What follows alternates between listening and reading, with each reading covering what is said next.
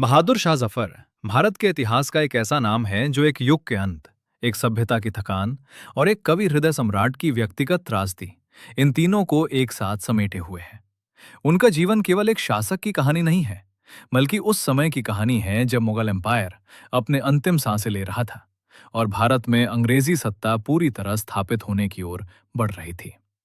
बहादुर शाह जफर का जन्म 24 अक्टूबर 1775 को दिल्ली में हुआ, जो उस समय भी सांस्कृतिक रूप से समृद्ध लेकिन राजनीतिक रूप से कमजोर हो चुकी राजधानी थी।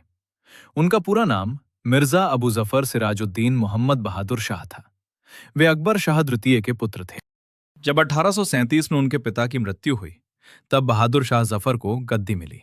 लेकिन यह गद्दी किसी शक्तिशाली साम्राज्य की नहीं, बल्कि एक ऐसे ढांचे की थी जो अंदर से पूरी तरह कमजोर हो चुका था। बहादुर शाह जफर ने मुगल साम्राज्य पर शासन किया, जो 19वीं शताब्दी के प्रारंभ तक केवल दिल्ली शहर और उसके आसपास के पालम तक के क्षेत्र तक ही सीमित रह गया था। मराठा साम्राज्य ने 18वीं शताब्दी के दौरान दक्कन में मुगल साम्राज्य का अंत कर दिया था और भारत के वे क्षेत्र जो पहले मुगल शासन के अधीन थे, या तो मराठों में समाहित हो गए थे या उन्होंने स्वतंत्रता की घोषणा कर छोटे छोटे राज्य बना लिए थे। मराठों ने 1772 में मराठा सेनापति महादजी शिंदे के संरक्षण में शाह आलम द्वितीय को सिंहासन पर बैठाया और दिल्ली में मुगल मामलों पर अपना आधिपत्य बनाए रखा। 19वीं शताब्दी के मध्य में ईस्ट इंडिया कंपनी भारत की प्रमुख राजनीतिक और सैन्य शक्ति बन गई। कंपनी के नियंत्रण वाले क्षेत्र के बाहर सैकड़ों राज्य और रियासतें अपने अपने क्षेत्रों में बटी हुई थीं। कंपनी सम्राट का सम्मान करती थी और उन्हें पेंशन प्रदान करती थी। सम्राट ने कंपनी को दिल्ली से कर वसूलने और वहां सैन्य बल रखने की अनुमति दी थी। जफर को राज प्रशासन में कोई रुचि नहीं थी और ना ही उनकी कोई साम्राज्यवादी महत्वाकांक्षा थी। 1857 के भारतीय विद्रोह के बाद अंग्रेजों ने उन्हें दिल्ली से निर्वासित कर दिया। बहादुर शाह जफर एक प्रसिद्ध उर्दू कवि थे, जिन्होंने कई उर्दू गजलें लिखी।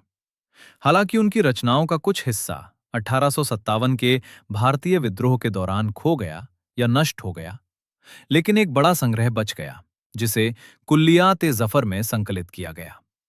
उनके दरबार में मिर्जा गालिब, दाग दहलवी, मोमिन खान मोमिन और मोहम्मद इब्राहिम ज़ौक़, जो बहादुर शाह जफर के गुरु भी थे, सहित कई विख्यात उर्दू विद्वान, कवि और लेखक विराजमान थे। 1857 का विद्रोह संपादन करना 1857 के भारतीय विद्रोह के फैलने के साथ ही सिपाही रेजिमेंट दिल्ली स्थित मुगल दरबार तक पहुंच गई। 12 मई 1857 को जफर ने कई वर्षों बाद अपनी पहली औपचारिक सभा आयोजित की। इसमें कई सिपाही उपस्थित थे, जिनके बारे में कहा जाता है कि वे उनके साथ परिचित या अनादरपूर्ण व्यवहार कर रहे थे। जब सिपाही पहली बार बहादुर शाह जफर के दरबार में पहुंचे, तो उन्होंने उनसे पूछा कि वे उनके पास क्यों आए हैं, क्योंकि उनके पास उनका भरण पोषण करने का कोई साधन नहीं था। बहादुर शाह जफर का आचरण अनिर्णायक था। हालांकि जब उन्हें बताया गया कि उनके बिना वे ईस्ट इंडिया कंपनी के विरुद्ध जीत हासिल नहीं कर पाएंगे, तो उन्होंने सिपाहियों की मांगों को मान लिया। 16 मई को सिपाहियों और महल के सेवकों ने महल के उन 52 यूरोपीय कैदियों की हत्या कर दी जो शहर में छिपे हुए पाए गए थे। जफर के विरोध के बावजूद महल के सामने एक पीपल के पेड़ के नीचे ये फांसी दी गई। हत्यारों का उद्देश्य उन्हें हत्याओं में फंसाना था। एक बार उनके साथ शामिल होने के बाद बहादुर शाह द्वितीय ने विद्रोहियों के सभी कार्यों की जिम्मेदारी ली। लूटपाट और अव्यवस्था से व्यथित होने के बावजूद उन्होंने विद्रोह को अपना सार्वजनिक समर्थन दिया। बाद में यह माना गया कि बहादुर शाह नरसंहार के लिए सीधे तौर पर जिम्मेदार नहीं थे, लेकिन वे इसे रोक सकते थे और इसलिए उन्हें उनके मुकदमे के दौरान एक सहमति देने वाला पक्ष माना गया। शहर और उसकी नई कब्जा करने वाली सेना के प्रशासन को अस्त व्यस्त और परेशानी भरा बताया गया, जो अव्यवस्थित ढंग से काम करता था। सम्राट ने अपने सबसे बड़े बेटे मिर्जा मुगल को अपनी सेनाओं का सेनापति नियुक्त किया। हालांकि मिर्जा मुगल को सैन्य अनुभव बहुत कम था और सिपाहियों ने उन्हें अस्वीकार कर दिया। सिपाहियों का कोई सेनापति नहीं था, क्योंकि प्रत्येक रेजिमेंट अपने अधिकारियों के अलावा किसी और से आदेश लेने से इनकार करती थी। मिर्जा मुगल का प्रशासन शहर से आगे नहीं बढ़ा। बाहर गुर्जर चरवाहों ने यातायात पर अपना टोल लगाना शुरू कर दिया, और शहर को भोजन उपलब्ध कराना लगातार मुश्किल होता जा रहा था।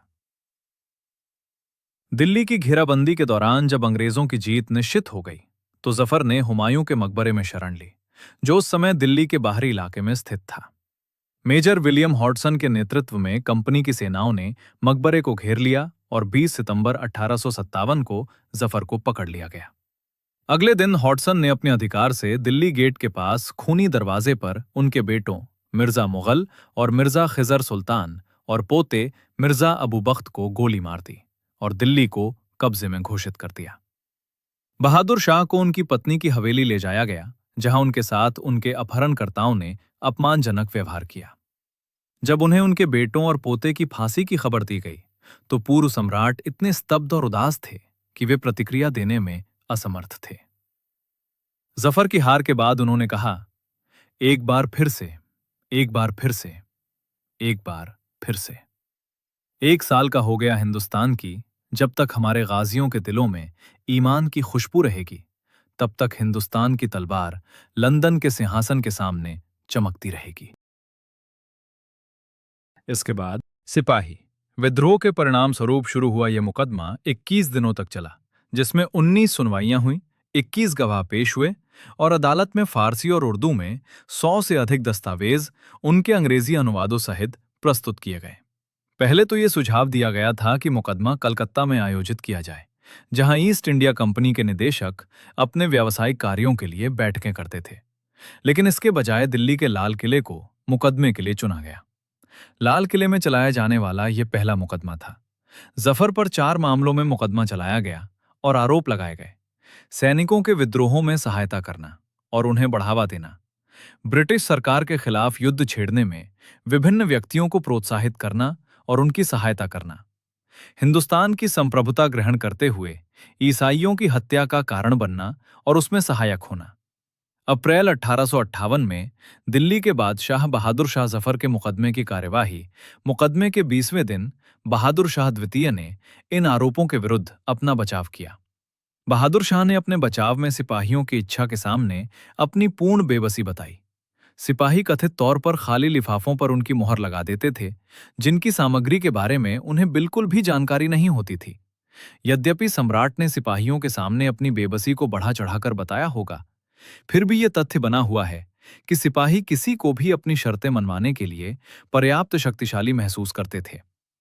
82 वर्षीय कवि राजा विद्रोहियों द्वारा परेशान थे और ना तो वे कोई वास्तविक नेतृत्व प्रदान करने के लिए इच्छुक थे और ना ही सक्षम थे।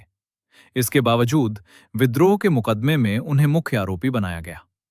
हकीम एहसानुल्लाह खान, जो जफर के सबसे भरोसेमंद सलाहकार और उनके प्रधानमंत्री और निजी चिकित्सक दोनों थे, ने जोर देकर कहा था कि जफर विद्रोह में शामिल नहीं थे और उन्होंने अंग्रेजों के सामने आत्मसमर्पण कर दिया था।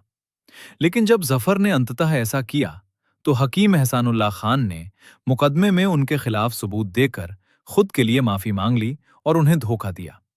हॉडसन द्वारा आत्मसमर्पण की गारंटी का सम्मान करते हुए जफर को मृत्युदंड नहीं दिया गया, बल्कि रंगून, बर्मा निर्वासित कर दिया गया।